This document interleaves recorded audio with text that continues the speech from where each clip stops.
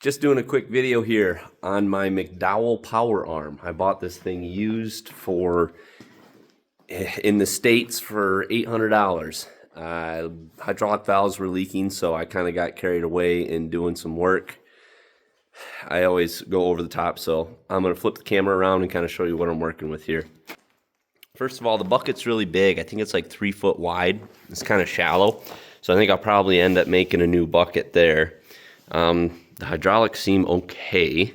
This cylinder has a little bit of damage, but the hoses are kind of cracked, but there's no major leaks. I used it a little bit, but this hydraulic valve was leaking all over the place, and it's only a 4-spool valve. I got a new 7-spool valve on the workbench over there, and it's got 2 joysticks, and then I have 2 additional valves that I'm plumbing into hydraulic cylinders.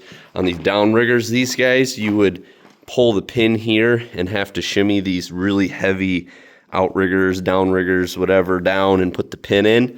I figured why not make it hydraulic? I don't know why, the pins work fine, but figured it'd be nice to, when I'm sitting up here running it, to be able to just hit a lever and kind of level things out as I'm working. But this is how this works. So the back of the cylinder is mounted to this stationary frame.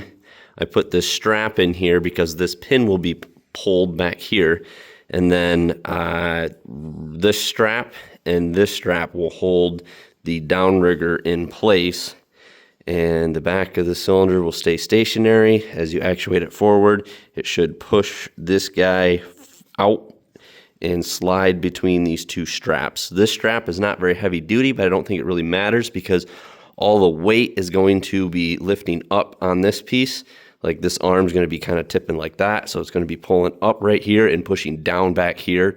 So I don't think it really needs to be that strong, but fully extended, the very back piece right here will be setting right underneath this strap, so should work out. Yeah, McDowell power arm. From what I can tell, they were made like in the UK or something.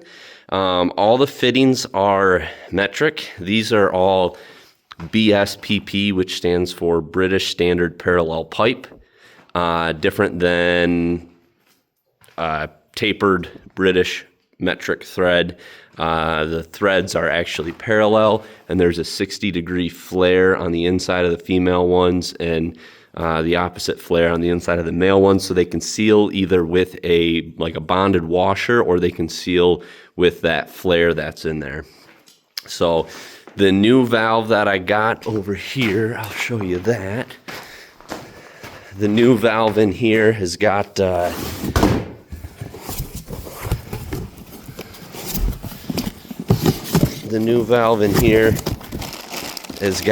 they're all BSPP ports. They're the same ports, so I can use a lot of the same adapters.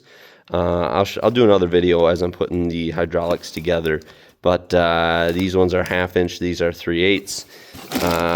And then I ordered, so I got this on eBay. It would have been cheaper if I got it on Amazon. I'll put a link in the description of this video for this. And then all my hydraulic hoses, and these are the bonded washers that go on the hydraulic fittings.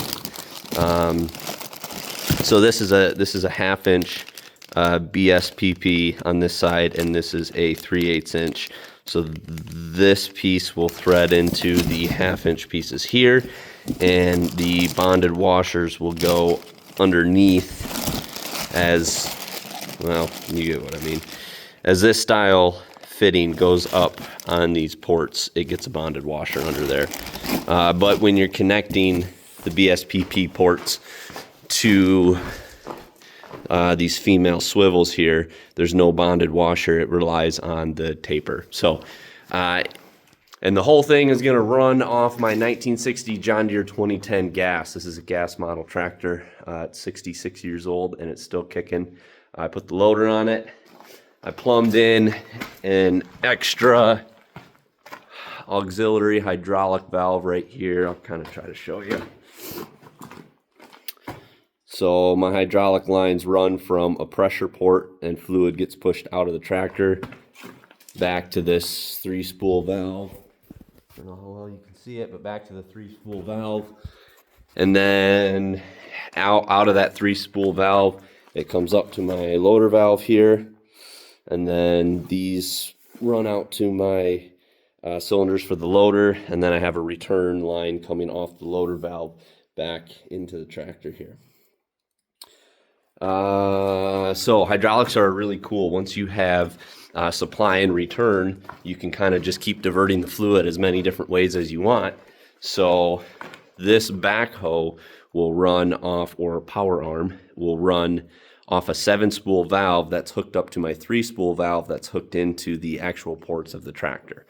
So in order to direct fluid through the new valve that gets mounted out here, one of these levers have to be pulled, which isn't a big deal. A bungee cord holds it in place. If you got any questions, drop a comment. Subscribe to my channel. I'm going to be posting a lot more. I have an actual Craftsman Chris channel that I post more polished videos to, but this is just going to be my uncut channel. Just going to be throwing up, kind of trying to do daily updates on here. So thanks for watching. If you're interested in seeing how this comes together, give me a follow. Peace out.